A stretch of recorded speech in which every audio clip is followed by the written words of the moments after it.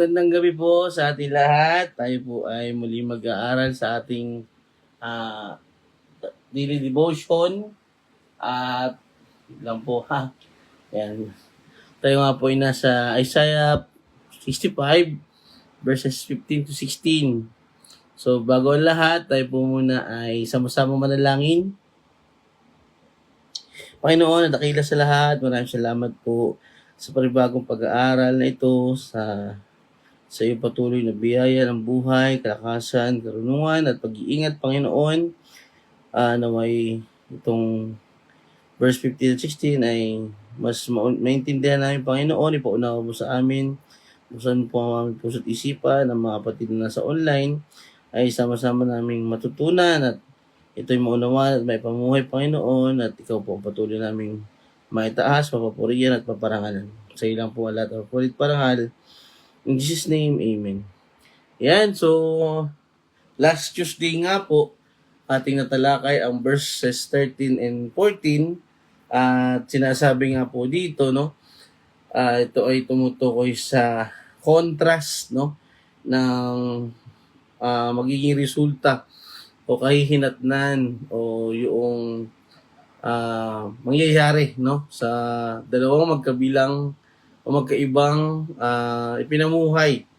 Sinabi sa 13, kaya ganito ang sabi ng Panginoong Yahweh, ang mga lingkod ko ay magsisikain, samantalang kayo ay aking gutumin. Ang mga lingkod ko ay aking papainumin, ngunit kayo ay aking uuhawin. Ang mga lingkod ko ay pawang magalakan ang tatamasin, samantalang kayo ay aking hihiyain. So ito po ay nakikita natin yung pagkakaiba, no, ng mga tapat na lingkod ng Panginoon at yung mga tumalikod sa Kanya. Makikita natin agad na nandun yung pabor, no, para dun sa mga totoong nanampalataya kay Yahweh, totoong nanampalataya sa Panginoon, at nandun yung paghihirap na mararanasan ng mga tumalikod or tumanggi. Sa madaling salita, ay hindi kumilala o hindi nanampalataya sa Panginoon. At dito natin makikita yung paalaala, no? Paalaala sa atin na ito ay hindi basta-basta lang babala, kundi ito ay isang seryosong paalaala, no? Yan. Magandang gabi, Sister Irene.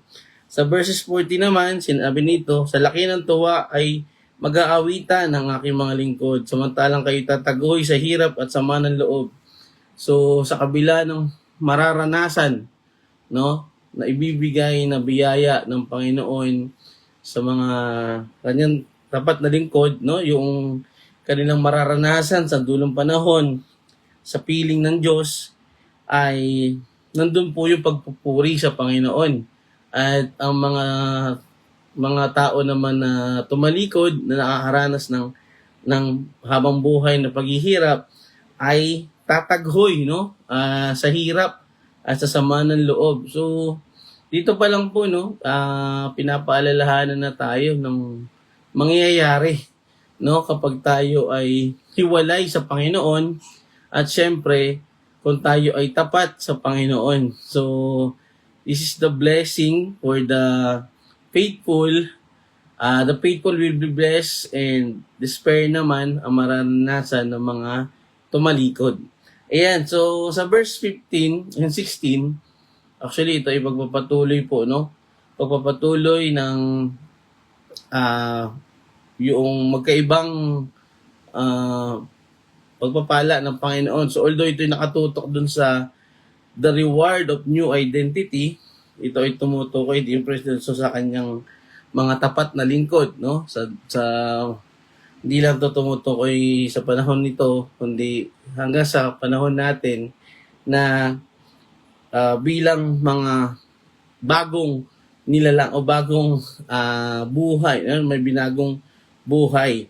Yan, so sinabi sa 15 and 16, ang pangalan ninyo susumpain ng aking mga hinirang sa kamay ng Panginoong Yahweh, kayo'y mamamatay. Samantalang bibigyan niya ng bagong pangalan ang kanyang mga lingkod, no? Napakagandang mensahe, no, mula sa Panginoon, no. Magandang gabi, Princess. Good evening sa iyo. Maraming salamat sa iyong pag-join.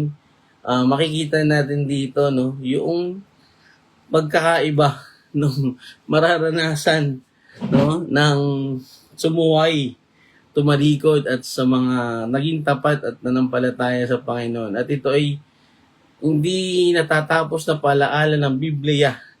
Yan. So, sa English nga po sinabi dito, "And ye shall leave your name for a curse unto my chosen.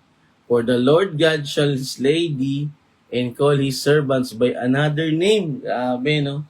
Pagkakaroon ng bagong pangalan o bagong pagkatao or yung yung new identity.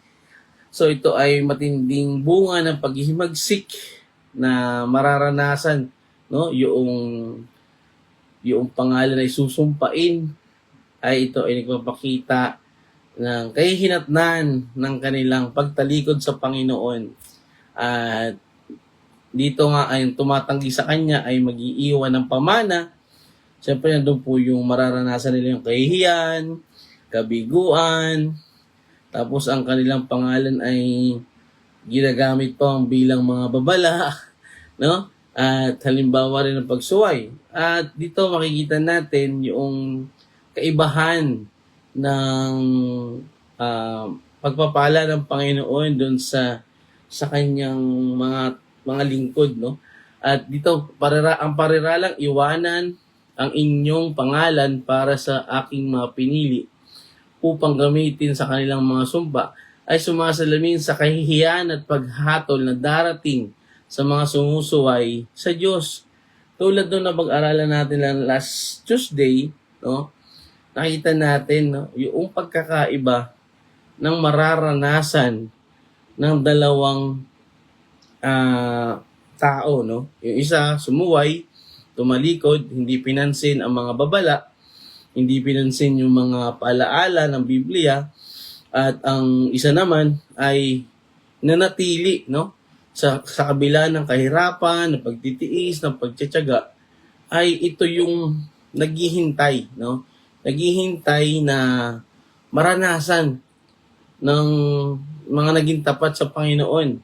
At ito ay isang mabigat o talaga namang masasabi nating hindi simpleng paalaala para sa mga tao. Lalo-lalo na yung mga patuloy na tumatalikod sa Panginoon, no? Yan, magandang gabi, Pastor Nanding. Yan, so sa kabaliktaran naman, no, nangangako ang Diyos ng isang bago at maganda para sa kanyang mga tapat na lingkod. At ito nga po yung bagong pangalan na nasa ating title, no, ng ngayong gabi, na ito ay sumisimbolo sa isang bagong pagkakakilanlan. Isang panibagong relasyon sa Diyos na ito ay mas, kumbaga sabihin nating kumbaga ito yung pinakabiyaya ng Panginoon, no, na nandun yung kanyang pagpapala na bilang mga tapat na lingkod. Siyempre, ang Panginoon ay siya mismo yung mag-aano, no, doon sa mga taong ito. Siyempre, sa panahon natin, tayong mga mananampalataya ay kabahagi doon, no?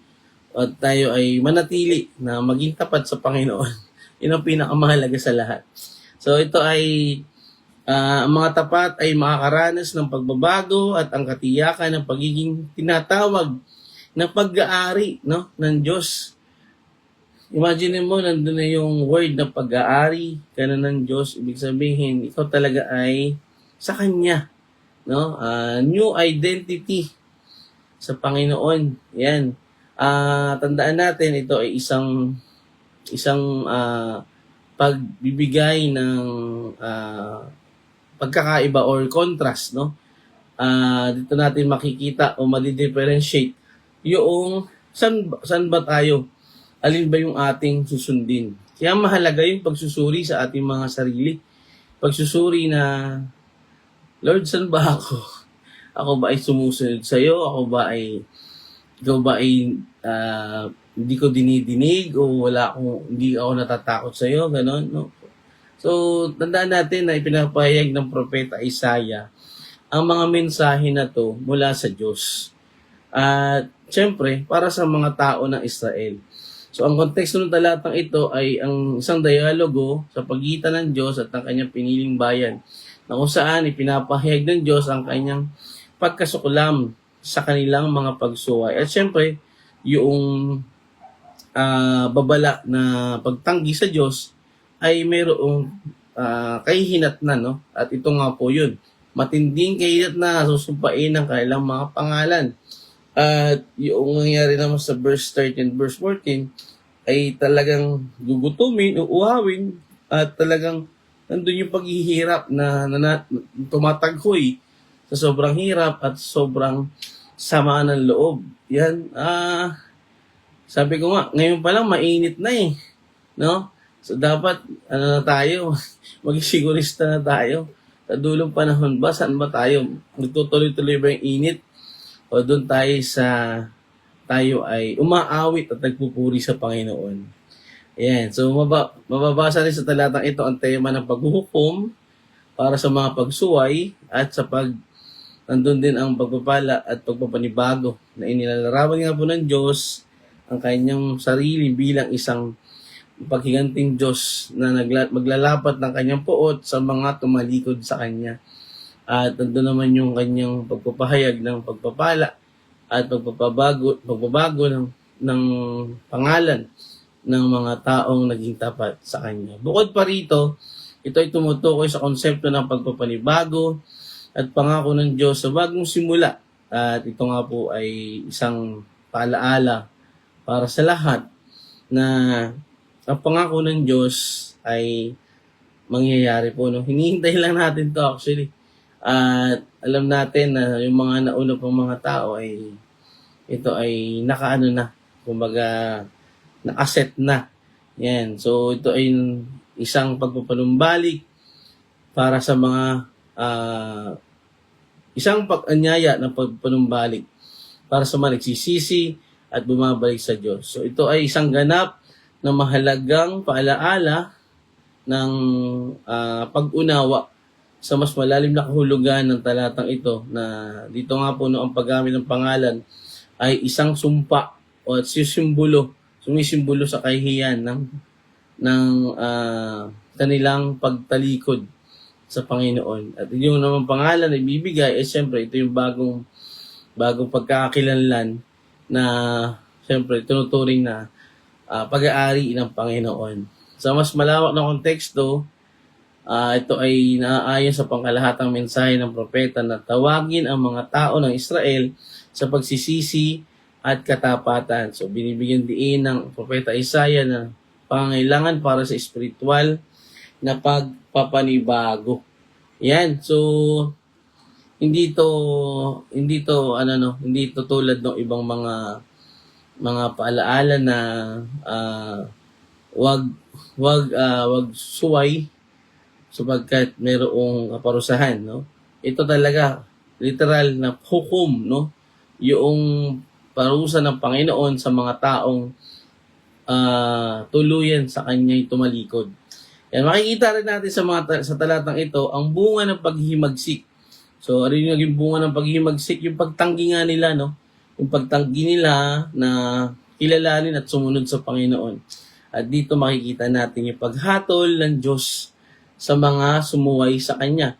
So, binibigyan ng Diyos ang Kanyang mga lingkod ng isang bagong pangalan na sumisimbolo sa pagpapanibago, karangalan at isang naibalik na relasyon sa Kanya. So, yung na-restore o yung isang bagong pagkakakilanlan na makasama ng Diyos ang Kanyang bayan. Ito ay ipapakita rin ng soberanya at katarungan ng Diyos sa pamamagitan ng pagiging makatarungan ng Panginoon, no? Sa pakikitungo sa mga rebelde at tapat ayon sa kanilang mga pagpili or sa kanilang naipamuhay. Yan. Okay, so sa Genesis 17:5 sinabi po dito, no? Kaugnay ng talata, binibigyan ng Diyos si Abraham ng isang buwagong pangalan Abraham bilang bahagi ng kanyang pangako sa tipan, no? From Abram, naging Abraham. Pahayag 2, verse 17, nangako si Jesus ng isang bagong pangalan sa mga magtatagumpay na sumasalamin sa kanilang walang hanggang pagkakakilanlan sa Kanya. Ito po yung patunay, no? Ito po yung mga supporting verse na nagko-confirm dito sa talatang ito.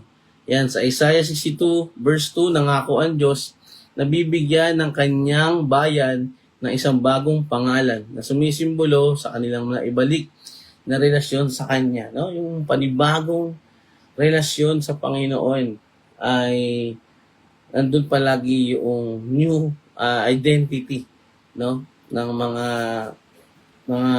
tao na sa Kanya ay nanumbalik. Mga taga-Roma 6:23, siyempre ang kabayaran ng kasalanan ay kamatayan, ngunit ang Diyos ay magbibigay ng buhay na walang hanggan sa mga sumusunod sa Kanya. So, sana makita natin dito yung yung pagkakaiba na mas mahalaga ba sa atin ngayon yung ating sariling kapakanan, yung sarili nating kagustuhan, o mas mahalaga yung kalooban ng Panginoon, no? Yan. Okay, sa ating mga mananampalataya ngayon, ito ay isang paalaala na ang mga pagpiling ginagawa o yung pinamumuhay natin, no? Pinamumuhay natin sa araw-araw ay makikita natin ito ay may bunga. May bunga, siyempre, depende sa iyong ipapamuhay. Yun nga, yung pagsuwa, yung pagtalikod sa Panginoon, yung hindi pagsunod, ay mayroon toong paparusahan. Subalit ang mga taong patuloy na nagtiis, nagtiyaga, at naniniwala sa Panginoon at nagtiwala, ito yung maisasama niya, no? Doon sa bagong pangalan. Ayan. So habang ang mga sumusunod sa Kanya ay tatanggap ng isang bagong pagkakakilanlan kay Kristo.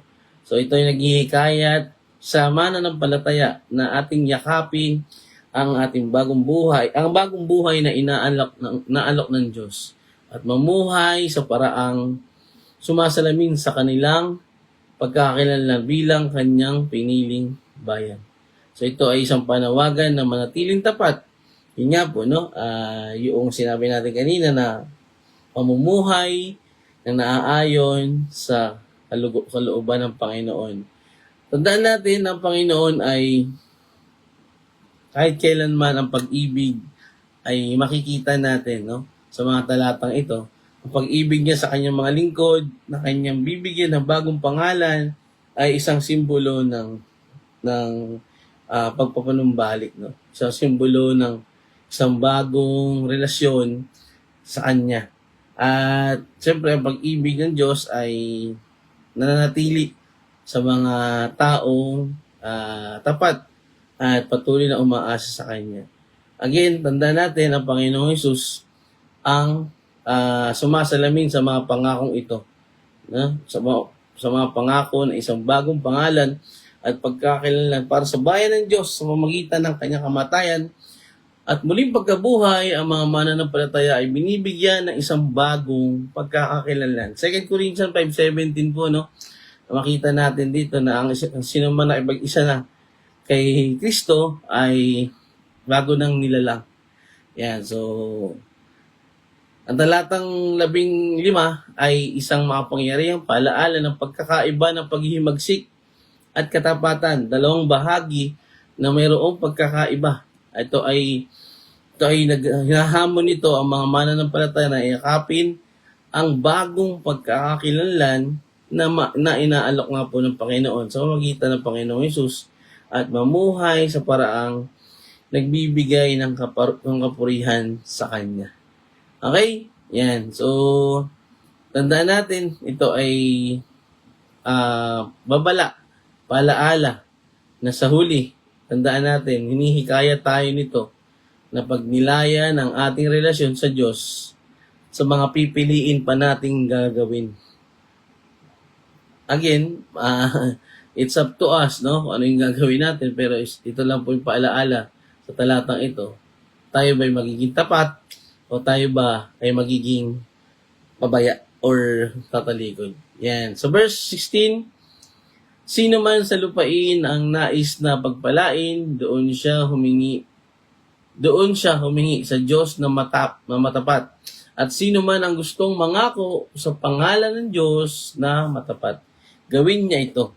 Mapapawi na at malilimutan ang hirap ng panahong nagdaan. Sa English po, no, that he who bless himself in the earth shall bless himself in the gods of truth, and he that swear in the earth shall swear by the God of truth, because the former troubles are forgotten, and because they are hid from mine eyes. So ito ay isang pagsasalita. Ito ay talata na nagsasalita tungkol sa isang panahon na hinaharap ng kung saan ay nandun po yung authority at presensya ng Panginoon na nagsasabi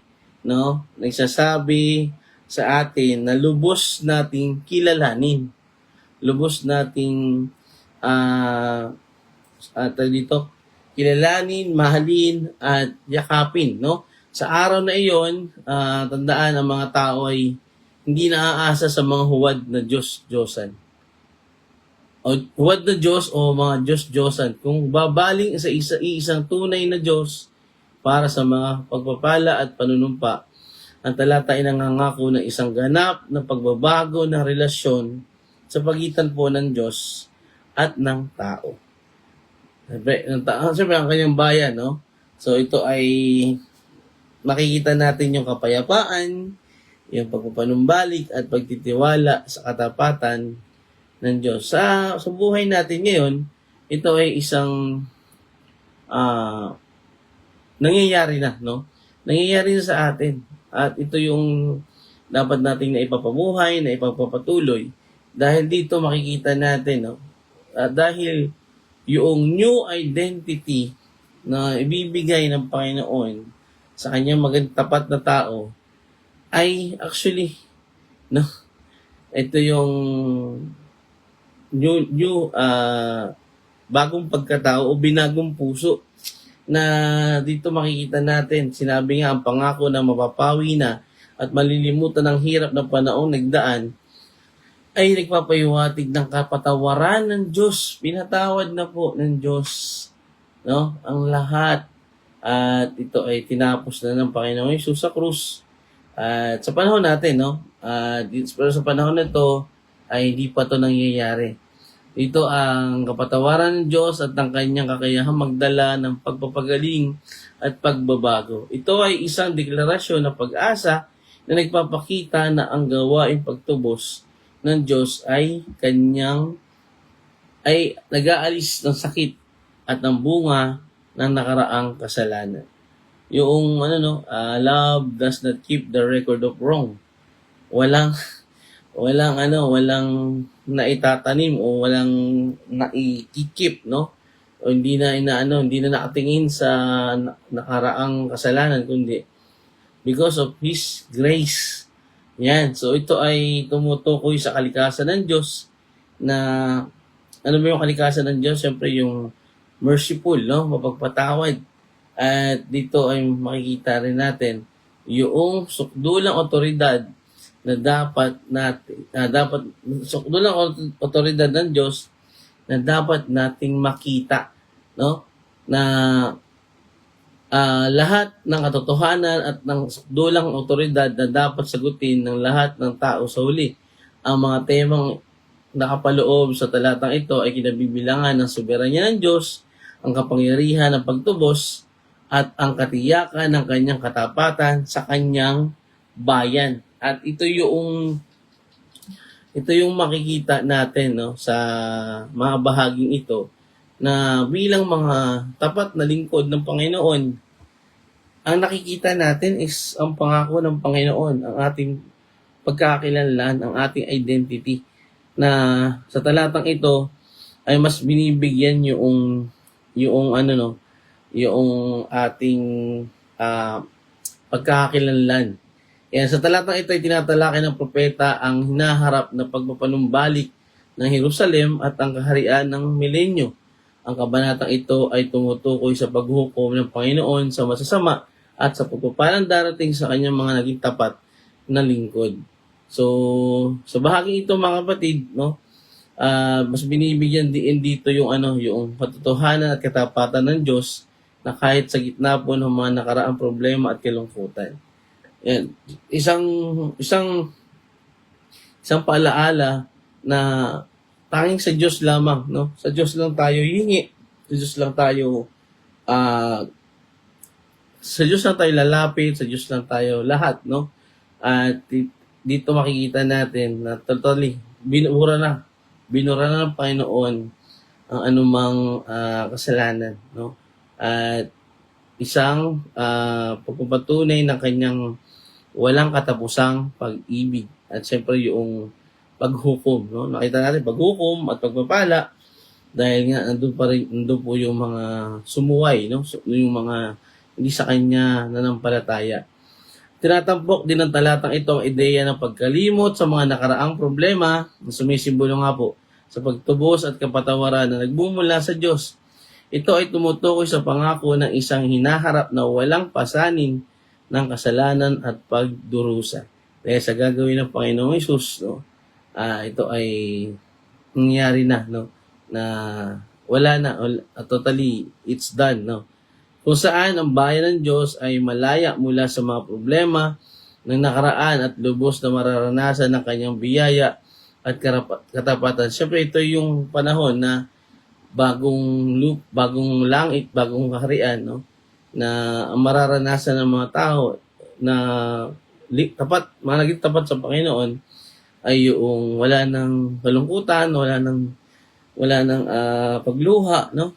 Punong-puno na ng pagpupuri, punong-puno na ng pasasalamat, no? So, yun po. At kasi talagang ito mga nararanasan natin dito sa lupa ay hindi na to mangyayari, no? Sa darating na panahon, sa muli itatayong kaharian ng Panginoong Hesus. So, yan. Sa pagpatuloy, ito ay isang paalaala para sa lahat ng mga tao na hindi pa sumusunod at hindi pa nanunumbalik sa Panginoon. At siyempre, isang patuloy na paalaala rin sa mga taong nananatiling tapat sa Panginoon na patuloy na mamuhay na naaayon sa kalooban ng Diyos at sa pagsunod sa kanyang layunin. So again, ito ay binibigyan diin ng kalaga na pagkilala at paggalang ng Diyos sa Diyos. Paggalang sa Diyos bilang ang sukdulang pinagmumula ng lahat ng mga pagpapala at pangako. Nag-aalok din ng talata ng pag-asa at katiyakan para sa mga nakaranas ng mga paghihirap at pagsubok, no? Grabe grabe po yung palaala dito sa dalawang talatang ito, no? Makikita natin kung gaano kabuti ang Panginoon na ang soberanya ng Diyos ay makikita natin na mas pinagtitibay sa talatang ito na ang Diyos lamang ang pinagmumula ng lahat.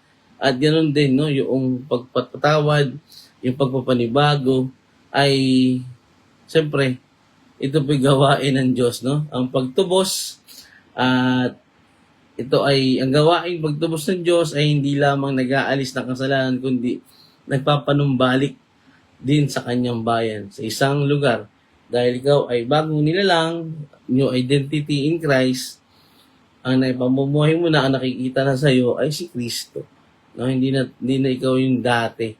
Yan. So, tandaan, may pag-asa para sa hinaharap. Yes. So, hinihikayat po ng talata ang mga mananampalataya na abangan ang panahon kung kailan ang presensya ng Diyos ay lubos na kikilalanin at ang mga nakaraang problema ay hindi na magkakaroon ng kapangyarihan sa kanila. Okay? Yan. So, Exodus 34 verse 6 to 7, inilalarawan ang katangian ng Diyos bilang mahabagin, magpagpatawad, at makatarungan. Jeremias 31 verse 33 to 34, nangangako ang Diyos ng isang bagong tipan kung saan patatawarin niya ang mga kasalanan at ibabalik ang kanyang bayan. Yan. So, pahayag, 2 Corinthians 5:17, siyempre sa pamamagitan ni Kristo, ang mga mananampalataya ay nagiging mga bagong nilalang at ang luma ay wala na. So, yung the new has come, the old has gone, the new has come. No?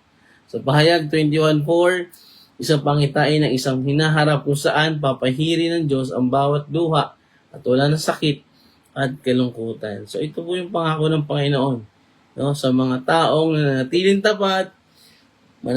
tapat at patuloy na magtitiwala sa Kanya. Our new identity in Christ, no? Ito po yung ibibigay ng Panginoon sa mga magiging tapat at sa kanyang mga magtitiwala at mananampalataya sa Kanya. So, tayo ay aariin niya tayo, no? Inari na tayo Kanya. Yan. So, again, alaala ulit na tayo ay patuloy at lubos na magtiwala sa Diyos bilang pinagmumula ng lahat ng pagpapala. Huwag po tayong madideceive, no? Na, minsan, akala natin sa Diyos pa rin yung pagpapala, no? Minsan, ito po ay panlilin lang na ng kaaway. Kaya, hinihikayat nito ang mananampalataya na iwanan ang mga maling seguridad at mga Diyos-Diyosan. Yung mga pagtitiwala mo sa basong paswerte, no? Okay maniwala sa swerte, malas yun. Ayan. So, mga hula, mga pungsoy, no? So, tanging sa Diyos lamang po, direkta, no? Tanging sa Diyos lamang tayo magtiwala at sa Kanya lang tayo umasa. Sa Kanya lang lahat manggagaling. Ang pangako ng mga nakalimutang problema, ito ay, alam natin na ito ay tanging burado na, no? Sa Panginoon. Yan. So, tandaan ang pag-ibig ng Diyos ay laging nandyan. Laging nandyan ang Panginoon upang umalalay at gumabay at nagpapaalala palagi sa bawat isa na tayo ay patuloy na umasa at magtiwala sa Kanya sa pamamagitan ng paggawa sa Kanyang sarili bilang tanging pinagmumulan ng pagpapala at katotohanan. Nilalapit lagi po ng Panginoon ang Kanyang sarili sa Kanyang bayan, sa Kanyang mga lingkod. No? Hindi po siya lumalayo. Kaya nga lagi siyang may tapik.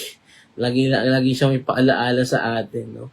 Siyempre sa pamamagitan ng mga tao, ng mga sitwasyon, at paalaala yun, no? Gising, kumbaga. Ayan, tandaan ang Panginoong Jesus ang sakdulang katuparan sa pamamagitan ng kanyang buhay, kanyang buhay, kamatayan at muli kapagkabuhay, ginawa niyang posible.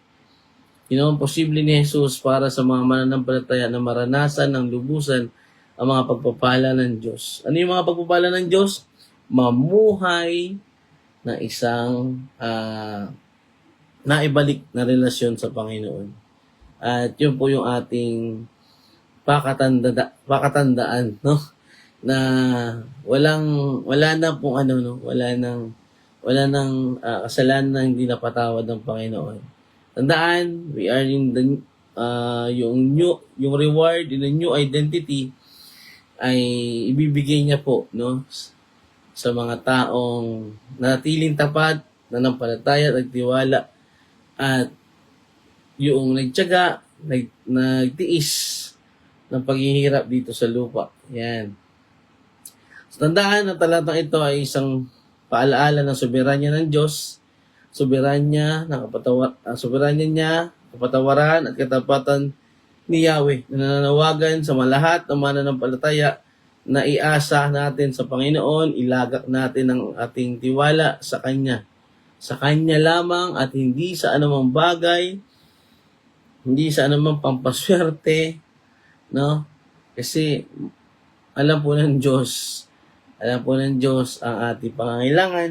Ang kailangan natin gawin ay magtiwala at palagi tayong maging tapat dahil tayo po sa dulo ay magkakaroon ng bagong pagkakakilanlan. So, actually, ngayon naman po, meron na tayong pagkakakilanlan kasi sa panahon natin ngayon, ito ay natapos na, no? Ito yung pagliligtas ng Panginoon Diyos sa atin ay nangyari na new identity na, no? Pero ito, in the dulong panahon, saan yung bagong itatayong lupain, no? Bagong kaharian, ay nandun po yung wala na tayong mararanasan anumang hirap o pagyati. Yan. So, yan po mga kapatid, yan po muna natin tinatapos ang ating talakayan. May isang tanong dito, no, na nag-catch up sa akin. Paano ba hinihikayat ng dalawang talatang ito na tayo ay magtiwala sa Diyos na siya lang yung pinagmumulan ng pagpapala? So, pwede natin sagutin sa ating mga kinaupuan niya, no? So, paano tayo hinihikayat? Paano tayo inuudyokan na mas magtiwala tayo sa Diyos na siya lamang ang pinagmumulan ng lahat? So, yun lang po mga kapatid. Magkita-kita po ulit tayo bukas, Friday, no? Tayo po ay diretso na sa verse 17. Yan. So, tayo po ay sama-sama manalangin. Panginoon, maraming salamat po sa dalawang talata na ito, Panginoon, na pinapakita mo sa amin ang iyong pangako, ang gagawin sa dulong panahon na iyong mga anak, ang iyong mga lingkod, ang iyong mga naging tapat sa iyo, ay bibigyan mo ng bagong pagkakilala. Maraming salamat, Panginoon, sa patuloy na paggabay, sa pagpapanatili sa amin, sa aming pagtitiis, pagtyaga, lalo-lalo na sa gawain ito, Panginoon, na ikaw ang naitaas, na papurihan at naparangalan. Maraming salamat po. Salamat po sa patuloy na pagpapala, Panginoon, na sa iyo lamang po nagmumula. Sa iyo lang po ang lahat ang pulit parangal. In Jesus' name, Amen. Maraming salamat po, Sister Irene, Kuya Bob, Pastor Nanding, Princess, Emperor Pastor Dom, at sa lahat po na nag-join. Maraming salamat po. At tandaan, reward in a new identity ay ito po yung ating naipamuhay, no? Tayo ay mas piliin natin na tayo ay mas sa Diyos lamang umasa at magtiwala. At yung pagiging tapat natin sa Kanya. At hindi ang pagtalikod at pagsuway sa Panginoon. So yun lang po. Maraming salamat po. Shalom, peace, and Solid Deo Gloria. To God be the glory. And good night po. God bless.